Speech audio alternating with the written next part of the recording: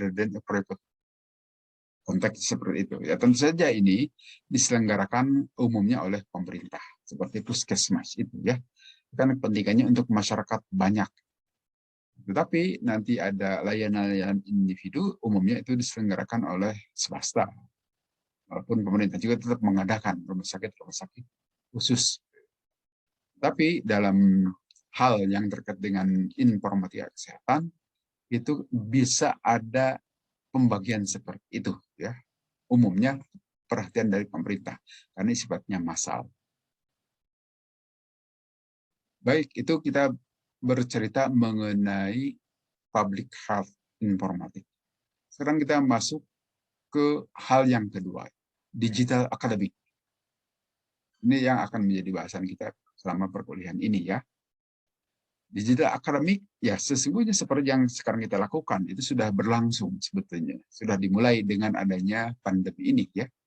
Kita melakukan proses pembelajaran tidak lagi di kelas misalnya, tidak lagi bertemu di kampus, tapi menggunakan kampus digital melalui Zoom, melalui perangkat yang lain-lainnya juga ya. Nah, artinya di sini kita memanfaatkan digital teknologi dan kecenderungan ke depan itu seperti itu. Kampus-kampus itu atau kuliah-kuliah depan itu. Bisa jadi tidak memiliki kampus, tapi kampusnya itu tersebar di dunia maya seperti saat ini. Karena itu nanti sekolah juga sifatnya sudah global di sini. Global dalam arti ya karena bisa dijangkau oleh siapapun dari manapun, maka menjadi mahasiswa di universitas dimanapun itu bisa dilakukan oleh seseorang. Demikian juga kampus itu bisa membuka kampus di negara manapun. Walaupun tentu saja ini perlu ada regulasi ya. Tidak boleh liar juga untuk ketertiban tentu saja. Ya di sini bahwa market values emphasizing corporate oriented attribute. Nah, artinya di sini tentu saja membutuhkan aturan main. Tidak boleh jor-joran juga, walaupun secara teknologi memungkinkan, tetapi tetap sisi-sisi etikanya, sisi-sisi batasan-batasan bisnis itu tetap harus diikuti, gitu ya. Kesepakatan-kesepakatan antara satu kampus dengan kampus yang lain, atau satu pemerintah dengan pemerintah yang lain. Nah, di sini ada academic are part of this global knowledge economy. Tentu saja sekarang itu kita serba terbuka di dunia pendidikan, sehingga akademik ini juga, pendidikan ini juga ya sudah merupakan hal yang terbuka bagi siapapun dan bisa memperolehnya tidak seperti zaman-zaman dahulu, kesulitan, biaya besar dan sebagainya. Nah, sekarang dengan penyelenggaraan kampus yang menggunakan ini tentu akan lebih efisien bagi penyelenggara dibanding dengan harus mengadakan gedung-gedung kelas untuk mengadakan atau menampung kuliah-kuliah tatap muka misalnya. Nah, tentu saja para mahasiswa dengan tetap di rumah masing-masing pembelajaran bisa berlangsung. Artinya di sini tentu lebih efisien bagi kampus itu sendiri, bagi universitas itu sendiri, bagi sekolah itu sendiri, dan juga lebih efisien bagi para peserta didik di sini, termasuk para mahasiswa. Nanti kita mengenai istilah educational digital berupa the introduction of massive open online courses atau MOOCs. Nah, sebetulnya apa yang sekarang kita lakukan itu sudah masuk ke fase seperti ini ya, ranah seperti ini. Ini sebetulnya konsep dari buku. Bisa jadi ini buku ini ditulis sebelum terjadi pandemi. Tetapi di buku ini sudah disebutkan konsep massive open online courses itu secara tidak sengaja boleh dikatakan begitu ya, tidak direncanakan di kampus-kampus, masuk kampus kita juga mengadakan pembelajaran seperti ini. Memang ada perencanaan, ada pengadaan prodi-prodi yang sifatnya PJJ itu, pembelajaran jarak jauh. Memang sudah dirancang. Tapi PJJ itu khusus untuk prodi PJJ saja, tidak untuk prodi massal. Kalau sekarang mau tidak mau harus secara massal kan, semua prodi mengadakan perkuliahan secara PJJ juga ujung-ujungnya ya, pembelajaran jarak jauh. Kemudian kita lihat di sini platform yang terkait dengan persoalan akademik itu, nah, tentu satu dengan yang lain saling terhubung ya, dan tentu nanti karena dituntut khusus untuk di tingkat universitas itu harus dosen itu bukan sekedar pengajar. Selain harus menjadi pendidik, juga harus jadi peneliti gitu kan, dan harus juga pengabdi bagi masyarakat. Beda dengan zaman dahulu kelihatannya. Salah satunya katakanlah sekarang ini sebagai dosen juga harus juga sebagai peneliti. Yang namanya peneliti itu harus menyebarkan hasil penelitiannya. Penelitian itu bisa disebarkan melalui konferensi-konferensi internasional ataupun nasional, atau jurnal internasional maupun jurnal nasional. Tentu saja kalian juga para mahasiswa sekarang sudah diarahkan ke sana juga ya. Harus menjadi yang namanya S2 itu harus juga sebagai peneliti. Nah, bukti kepenelitian itu harus mempublikasikan hasil penelitiannya. Nah, nanti hasil penelitian yang dipublikasikan itu juga ternyata ada yang mengorganisasikannya. Di sini akademia.edu dan ResearchGate gitu ya. Ini adalah yang menghimpun hasil-hasil penelitian para peneliti atau para researcher itu di sini. Bisa bertemu, bisa saling tukar pikiran, saling membagi hasil penelitian ya. Kenapa? Karena ini dimungkinkan mengingat publikasi yang dilakukan saat ini sudah digital juga. Jurnalnya sudah digital, kemudian hasil konferensi, proceedingnya juga sudah digital, sehingga itu bisa dibaca oleh lembaga-lembaga pengindek atau lembaga-lembaga yang menghimpun hasil-hasil penelitian. Ya. Nah, yang sekarang dikenal itu akademia sama ResearchGate ini. Kita lihat juga di sini terkait dengan digital data and academico. Tentu tidak disangsikan lagi bahwa kita mau tidak mau saat ini di era digital akan bergelut dengan persoalan data-data digital ya, digital data yang tadinya analog itu diubah menjadi data digital. Nah, walaupun saat ini teknologi analog juga atau perilaku analog tetap saja masih ada. Tetap ya seperti suara ini itu kan analog gitu, sinyal-sinyal analog, tetapi kemudian dikonversikan ke dalam sinyal digital melalui teknologi internet ini, kemudian nanti Anda dengar dari speaker komputer Anda itu menjadi analog lagi gitu ya. Artinya memang di sini digital itu merupakan bagian yang berperan dalam menghantarkan informasi. Bisa jadi informasi asalnya itu adalah analog juga. Tetapi pengantaran melalui digital lebih baik. Artinya noise-nya lebih kecil, sehingga keakuratan informasi lebih baik, lebih besar. Kita pasti akan bekerja dengan persoalan-persoalan data yang terkait dengan data digital. Nah, saat ini Anda kalau melakukan riset, mengumpulkan data, beda dengan waktu saya melakukan audit, katakanlah ya, audit waktu bekerja di PT Telkom sebagai auditor. Kalau kita mengaudit katakanlah ke Surabaya, dari Bandung, misalkan baru pusatnya di Bandung, kemudian ke Surabaya, salah satu divisi di Surabaya itu, divisi telekomunikasi, kita melakukan audit pada tahun-tahun 90-an itu, maka data-data yang kita dapatkan dari kantor divisi Jawa Timur Surabaya itu, nanti harus kita bawa untuk dikaji, untuk diolah, apakah pada saat kita melakukan audit di Surabaya itu sendiri, atau untuk tindakan lebih lanjut, telaah lebih lanjut, karena audit itu tentu saja berbatas waktu, kan? Tidak terus-terusan di satu tempat. Kita juga harus melakukan mobilitas ke tempat yang lain, maka data ini biasanya dikirimkan via pos atau jasa pengiriman yang lain ke kantor pusat untuk nanti ditelaah.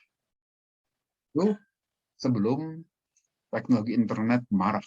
Sebelum teknologi pengantaran yang transfer digital, file digital itu ada itu. Tapi kalau sekarang tidak perlu begitu lagi. Tidak perlu menggunakan jasa pengantaran dokumen misalnya dari satu kantor ke kantor lain, dan itu bisa saja dalam berdus-dus itu karena datanya banyak. Sekarang itu berupa file-file yang sifatnya bisa dikirimkan melalui file transfer itu ya. Kita simpan atau disimpan di tempat-tempat penyimpanan data yang lebih kecil dibanding dengan kalau membawa data secara fisik. Pasti itu kita akan bekerja dengan digital, data itu kira-kira seperti itu ya. Saat ini tidak perlu perangkat atau sumber data lagi secara besar-besaran, tapi data yang besar itu bisa disimpan dalam perangkat yang lebih kecil.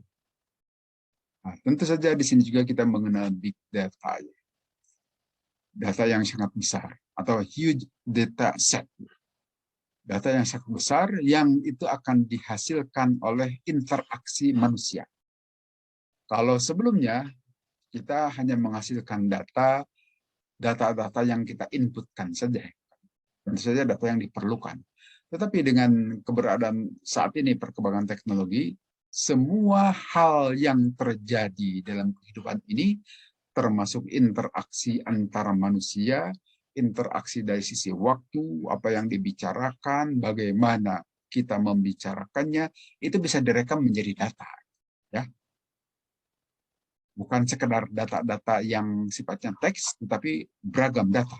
Maka sekarang timbul yang kita sebut dengan big data, yang di sini disebutkan sebagai data yang sangat besar yang disebabkan atau ditimbulkan oleh interaksi antara manusia, ya.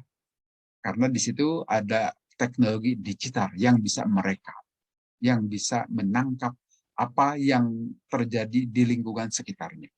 Sehingga demikian banyak data yang harus direkam, maka mengakibatkan data makin banyak terkait dengan kegiatan-kegiatan misalnya nanti hubungan sosial yang menjadi bagian dari penelitian sosial juga itu, yang tentu saja data makin lengkap itu diharapkan nanti bisa berkontribusi terhadap pengembangan dari para profesional.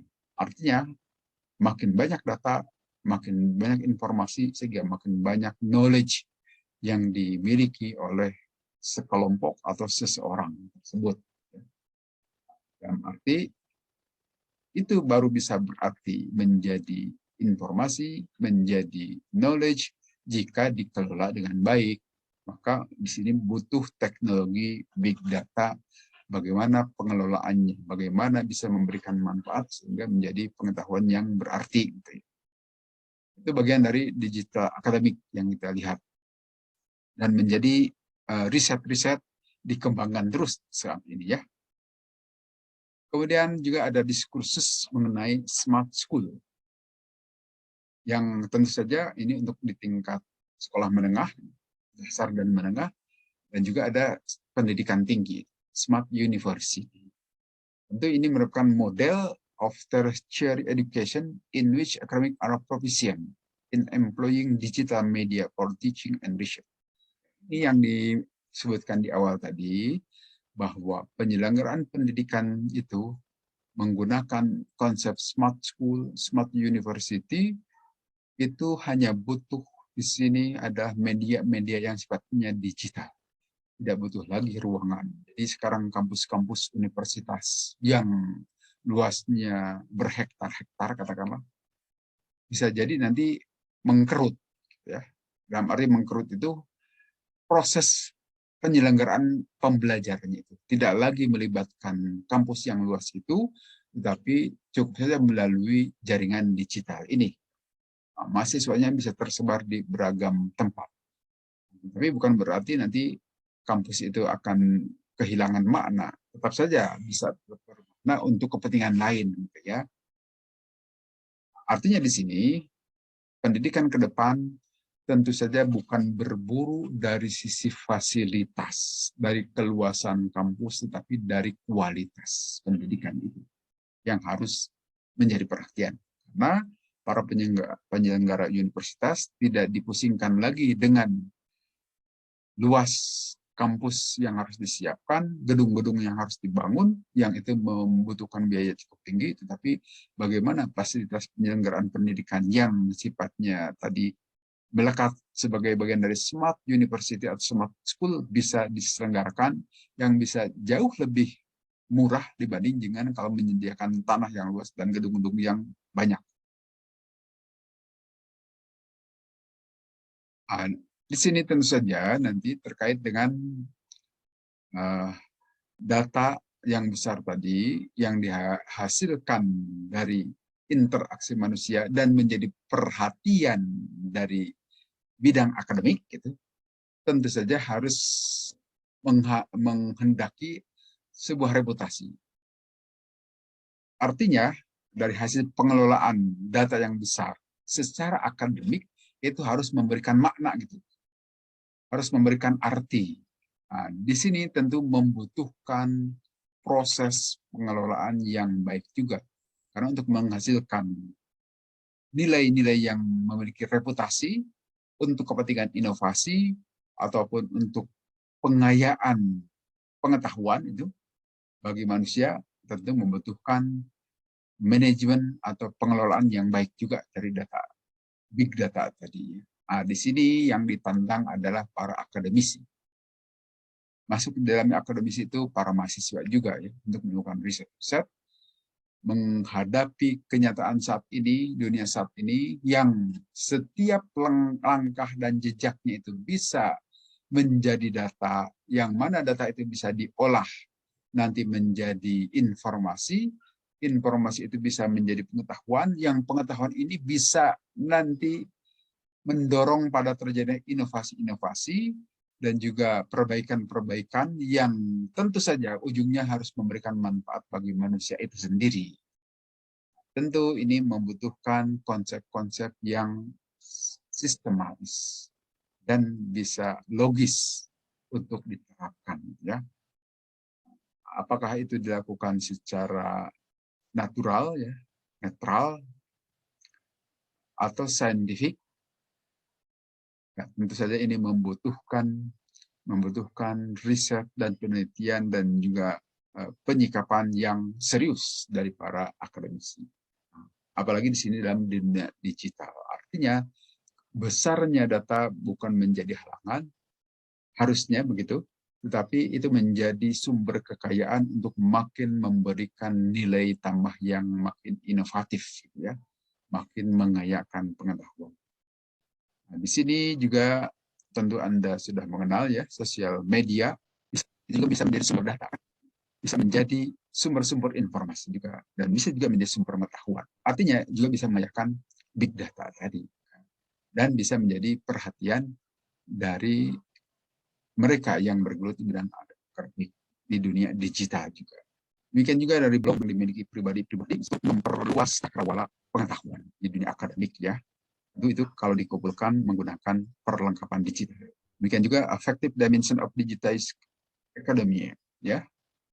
Ini tentu dari kegiatan-kegiatan itu semuanya adalah bisa menghasilkan pengayaan dunia akademik yang semuanya sudah dilakukan secara digital. Artinya data-data itu dikumpulkan, ditransmisikan, dikelola secara digital sehingga kehilangan data tersebut bisa ditekan sekecil-kecilnya dan data bisa lebih kaya. Juga bisa meningkatkan performance of academic selfhood.